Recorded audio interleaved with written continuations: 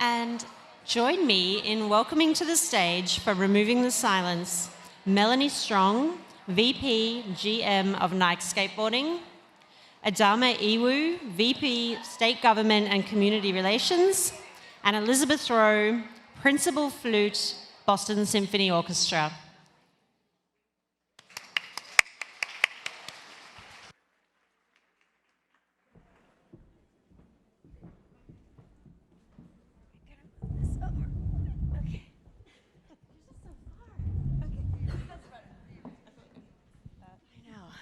Hi, guys.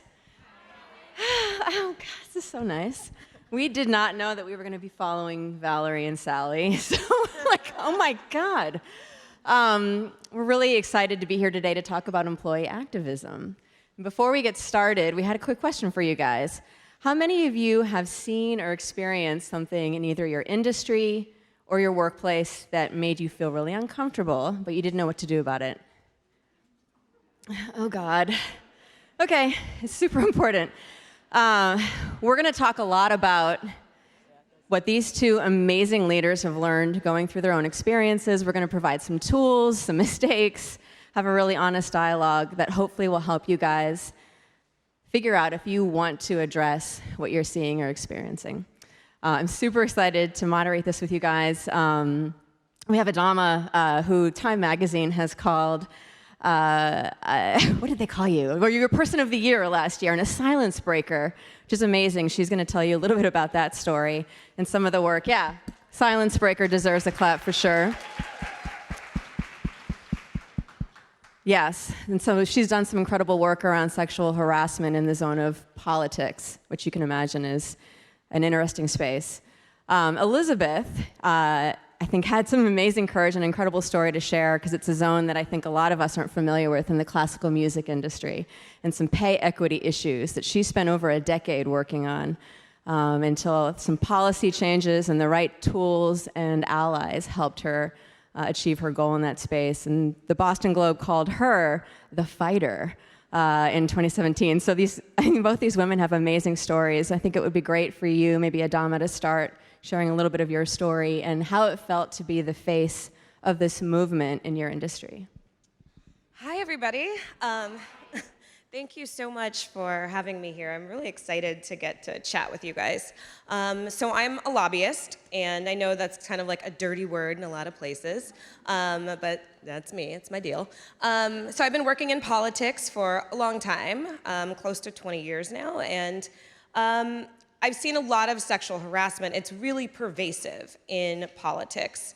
And it's a place where young people start their careers and they're very powerless, and those power dynamics really work against them. So it's something that women in politics have always talked about, but we just kind of talk to each other about it. Don't wear this, don't go there, that's just how this guy is, be careful, don't be there after that time at night, that kind of thing. And a couple years ago, after we heard the Weinstein tape, where we heard Harvey Weinstein talking to this young actress and saying, you don't want to make me your enemy, you want me as your friend, I was like, I've totally heard that. That sounds very familiar to me. And so right after that happened, literally that night, I went to a political event and I was sexually harassed. And it wasn't even bad. It wasn't like the first time. It would really probably never even have registered if that wasn't just all boiling. And so I was kind of on this slow boil, and I was really mad about it, and I didn't know what to do about it, but I wanted to do something, and I was just kind of done with it, because I felt like, how long have I been working in politics, and I've been letting these things go, and I've been counseling younger women, and then these same women are telling me, hey, this happened, and I'm like, well, that's just how that guy is, and they don't even need to say names, because they were doing it to me 10 years ago. I thought they'd done that, they were out of that. I just aged out of whatever cohort they were actually interested in. So I felt like I, at this point, am just complicit in this cycle. So a friend was talking to me, and she said, I want to write something. She wrote a letter. I thought it was great. I said, we should get more women to sign this, and we should see if we can get it published somewhere. So over 3 days, we wrote a letter, which I'm still incredibly proud of. The LA Times printed it, along with a story about how legislative laws protect legislators and shield them from really any repercussions from their behavior. And it went really, really viral. And I have never been viral. And if you are thinking I'd love to go viral, you really would not. And Valerie Jarrett said I read the comments, do not read the comments. A friend told me after that, she was like, it's none of your business what people online say about you, and that is literally one of the truest things anyone has ever said to me. So that's a sidebar. But anyway, it really started this conversation, and so we saw so many legislators start to step down. We saw the Roy Moore situation happen, which I guess like deja vu, it's happening again. But it started a conversation about how this is pervasive in all of these industries. It's not just Hollywood, it's not just politics, it's not just academia, it's not the sciences, it's everywhere. And that conversation is really continuing, and I'm proud to have been a part of it, and I'm proud to continue working on these issues. Well done. Elizabeth, how about you and what it's been like for you to spend over a decade of your career working on this and suddenly find yourself playing a very public role in the space of pay equity? Yes, it's. I was thinking about this, and I was thinking that I'm very accustomed to being in a certain kind of a spotlight. The Boston Symphony, we play 4 concerts a week, year in, year out, 2,000 people there every time. That I'm, quite accustomed to, and really proud of my achievement to be principal flutist of a really wonderful, world-class organization like that. And found myself in a very different kind of spotlight about a year ago when, after a long period of attempting to resolve some pay issues privately and quietly on my own, I filed a lawsuit. And it became public. It received a lot of media coverage, which was a very eye-opening experience for me, and eventually led to a really wonderful piece of journalism in the Washington Post that took a really in-depth look at this issue within our world. And you won't be surprised to hear that we in the classical music industry have the same issues that we've been hearing about all day today. So I am happy to say that the BSO and I were able to successfully mediate my lawsuit. I'm still working there. I'm very proud to be there. And I'm hopeful that as I start to embrace the opportunity to talk about my story a little bit more publicly, that I can help move our field farther forward towards what we really all want to see, which is, true equality. Amazing. Well done. So let's talk about fear. Did you experience it? How did you work through it? And what did it take for you each to arrive at the decision to activate? Did you have allies? What was going on in your mind? What resources were at your disposal? It'd be great to hear a little bit about that. Yeah, I think you're always terrified before you do something big, right? And I think that's a good thing. And the thing is, you just can't let it stop you from doing a thing. You got to still do it. I was really fortunate when I decided like I was going to do this. A ton of women decided, yeah, I'm sick of this. I want to do it too. I'll do it with you. So we had 147 women from all levels of politics who signed that letter.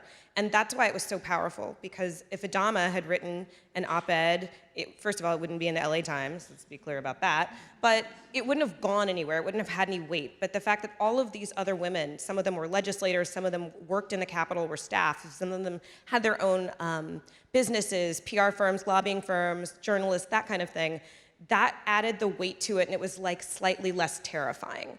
I didn't know if I would get fired for doing this. The California State Legislature is my biggest client, essentially. I'm a state lobbyist. So for me to tell them, I am sick of this, I have all these women with me, we're all sick of it, that was a big deal. It was a big slap in the face. And I'm very fortunate that my company really stood by me from the very beginning on that, because they could have easily said, shh. Troublemaker. Yeah, you're done. And I actually do know one young woman who worked really closely with me on the letter. She was fired by her firm, and she had to sue and go and try to work out a settlement with them, which they did. They settled because they were wrong. So these things are not easy, and it is. It's about taking that fear, taking that anger, and just deciding, you know what? Damn the consequences. I can get another job. I will figure this out. I can sleep on my friend's couch, because I live in San Francisco, so I couldn't stay if I didn't have a job, trust me. So So yeah, take the fear and use it, run with it. Yeah, I think that's really admirable. I also was very afraid. I shouldn't say that you were very afraid. I was very afraid. And I, mostly because I actually am an extremely private person, and to have my story being told in such a public way felt, I think talking about pay is especially uncomfortable for all of us, really, and especially because I am quite privileged in the world in general, in my industry already, and to basically come out and say, I am well paid, but I'm not paid fairly, and I believe in my value and my merit, and I am going to stand up for myself in this way. That was terrifying to me. I think I believed it in my core, and it's one thing to think it yourself, it's another thing to just say it out loud and then have to deal with the comments and all of that. And what I want to say though also is that when Adama was talking about the legislature and all of this, that one of the things that was really important to me and valuable to me when I did this, when I took this step, was that the state of Massachusetts, which is where I live, had just passed or just enacted a really wonderful, strong, progressive equal pay act, which enabled me to take my cause forward on my own behalf. So it was quite scary, but I'm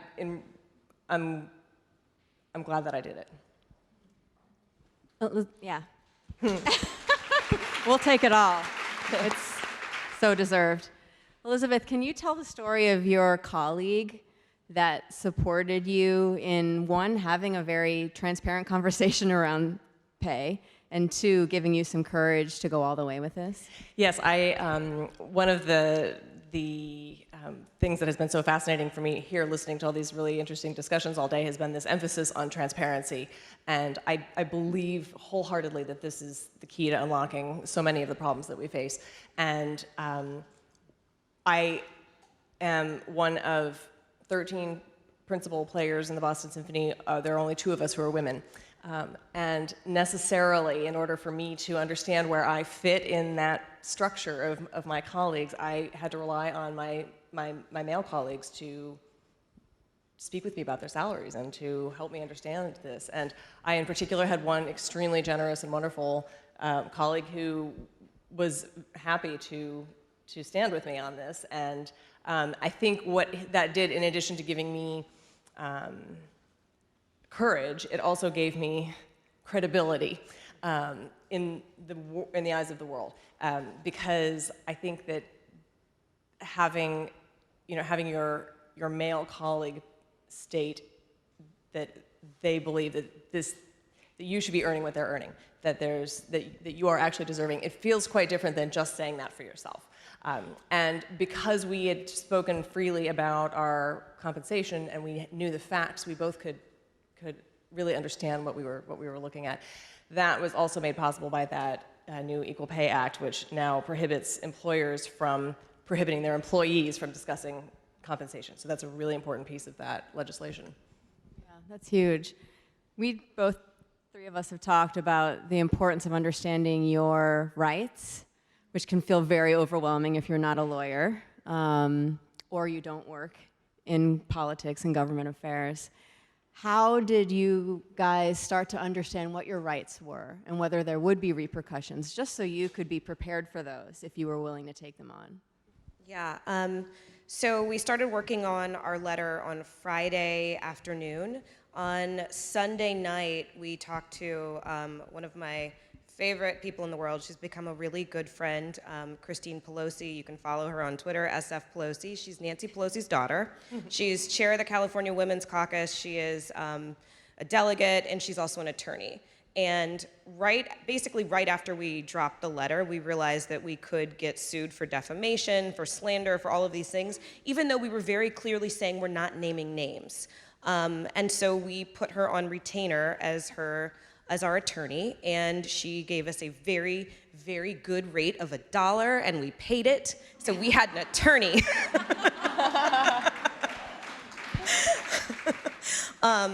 So that's really important because I know a lot about laws. I do. I know a lot of stuff. I don't know anything about my rights in that area. And that was a really big thing to realize, that just by having the conversations we were now starting to have, because women were coming to us in droves and were like, hey, this is what happened to me. And so we started a Twitter account. You can follow that. We said enough on Twitter. And we were publishing people's stories, and we were trying to scrub them of details so people would not know like who it was. And we started realizing like there's almost no amount of scrubbing. Politics is pretty small, and we could tell immediately who these stories were about. And so we had to stop because we realized like, oh, we're getting into legal trouble. And that's when we brought on Christine, and she was like, stop all that. So you do have to know your rights. That is so critical. And I will say, if you want to do something, if you're like, this has happened to me, I have been abused, assaulted, not paid equally, any of these things, 2 things I'll tell you. Get trauma counseling, because that is so real. The trauma is so real. Having to recount this is so real. And you might not be ready, you might think you are, and you might not be ready to sit in front of a group of people and then have to disclose or be deposed about what happened to you. And the second thing is then get an attorney. Once you are mentally stable, you know that you can do this, get an attorney and find out what the repercussions could be from you telling your story, telling the truth. Because all of us have found out at this point what happens when you make powerful men angry. And the repercussions from that are real. Yeah. And I'd also like to add that I think for all of us in the room, the idea of equality seems self-evident. It seems like we just get it. Of course, 2 people doing the same job earn the same money. Something like that, it seems really quite obvious, but the way the world works is not quite so obvious, and actually the way the legal system works isn't so obvious. And it was really eye-opening for me to get a huge education in equal pay law, both in my own state and at a federal level, to understand what the opportunities are, what the issues are in those laws that are causing so many of us to still not be able to achieve this outcome for ourselves.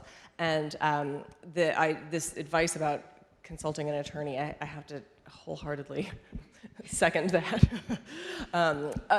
Both to protect yourself, but also really to get educated and to learn, and to know what your rights are. And your rights aren't necessarily as broad as you might wish they were, or you might hope that they are. Yeah, and I think what you guys have learned too is that even if you don't have an attorney or can't afford one, chances are you know one in your network. And most attorneys, just to say this, most attorneys will give you a consultation for free. If someone tells you they charge for a consultation, walk out of there. But most attorneys will give you a consultation for free. And their job is also to tell you if you have a good case, right? And if this is, or if the actions that you're considering taking are worth defending, essentially, in a legal setting. Yep, that's good advice. So it's been about a year, actually, for both of you, since your stories have really gone public. How has it felt to sort of be a representative of your respective movements? You both have embraced it.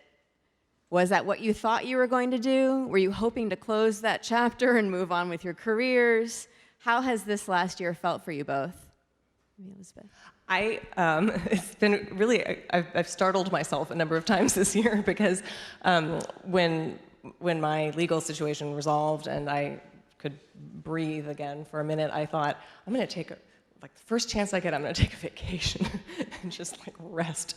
But I just somehow couldn't. And what I've found is that even though when I entered into this process, I was a private person who didn't have a Twitter feed or an Instagram account or Facebook, and that because I was sort of thrust into this role, I have been surprised how good it has felt to really embrace it and to own it and not to shy away from it. And I think a lot of that has been the inspiration that I've gotten from so many women who have reached out to me and other women who I've made connections with in this process who are doing similar actions on their own behalf in their own places of work, and just understanding that whether you choose or don't choose to become a face of an issue or of a movement, that that opportunity is a gift, and to embrace that is empowering. It feels good. It feels empowering, and it feels like I don't need a vacation.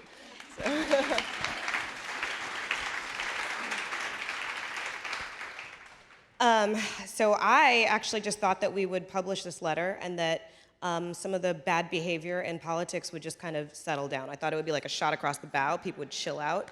I was not expecting like anything else that happened after that. And I kind of joke that I am like the least activist. I never wanted to do any of this, frankly. I just wanted to be able to stop giving women what I felt like was just crappy advice, like, you know, don't be there after 7 p.m. The hell kind of advice is that? Like, we've got these jobs that are almost 24/7. You gotta be where legislators are to get your job done. So, like, I was just tired of passing on advice like that and being part of the issue.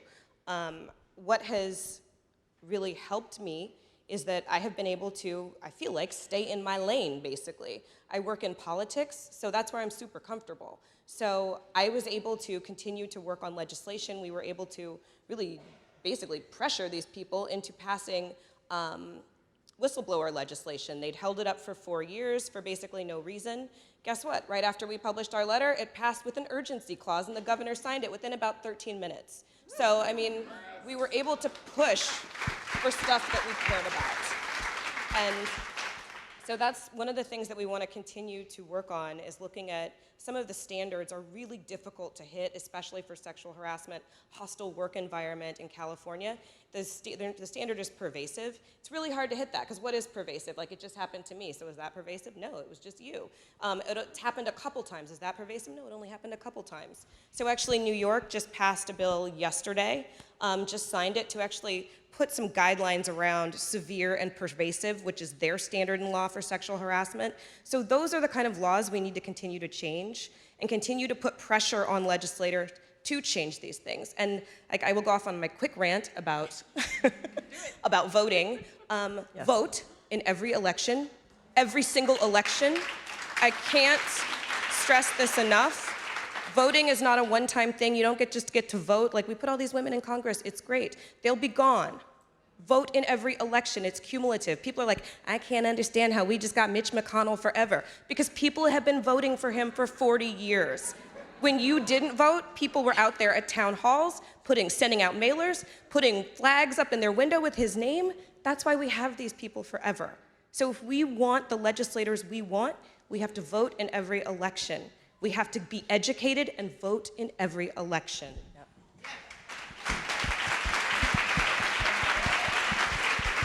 And to add to that, you know who else we also have for life? Our judges. Yes. And this is critically important for us to use our vote to ensure that our courts are not structured in such a way for the next 40 or 50 years that... Which right now they are. Like, we're toast, just FYI. And because it is, I mean, it is really interesting to have been through this legal experience to understand these mechanisms that are in play, and it matters who is the judge. It matters who is your attorney general. It matters all of this. So it's not just even the election cycle that we are tuned into, presidential or senators. There are trickle-down effects to all of that that last well beyond a 4-year blip. Yeah. So maybe our last question, thinking about the fact that I'd say about 80% of you raised your hand at the beginning of this session. I'm not sure you all saw that, but we did.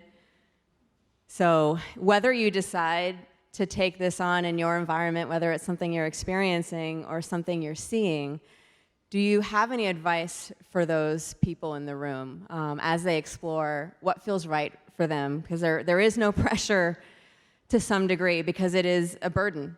Personally, professionally, you put yourselves both at risk in tackling this as publicly as you did. Do you have any advice for the folks in the room about how to go through that process and decide what's right for them?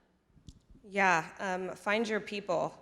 Talk to your people. There is so much about all of these issues that counts on you feeling isolated, you feeling shame and internalizing that and deciding like, well, maybe I shouldn't, my shirt was low cut, or, you know, whatever. There's all these things, and then we internalize the shame because we don't bring whoever did this into the equation, so you put it all on you. And Start talking to people. If there is something going on, if it's at your workplace, wherever it is, get a small group of people who are thoughtful, who can actually talk through these issues with them, put them on paper so that you can have a conversation about it, and lay those out for whoever the proper, person at the company is. Find people that you can trust to have these conversations with. I feel very strongly, and look, I'm not saying this works 100% of the time. You can't always change your company. You can't always change culture, but you definitely can't if you never try.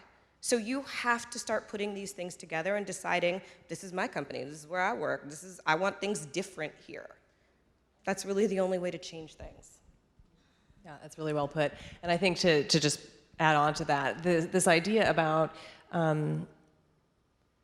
really being open with each other and talking freely about our experiences, our paychecks, everything about our environment, and will help us. I mean, it's such a cliche to say we are stronger together. I mean, of course we are, and we all know that. But I think when it comes right down to having those really honest, uncomfortable conversations with each other, we often shy away from that because we are private. We like our privacy. We don't necessarily want to tell everybody what's in our paycheck. All of these things are personal and they're uncomfortable. But we will be in such a stronger position if we really know where we stand. And knowledge is power, knowledge about your circumstances, knowledge about the law, knowledge about who your resources are. It's all critically important so that we can embrace the power that we actually do have. Amazing. Yep.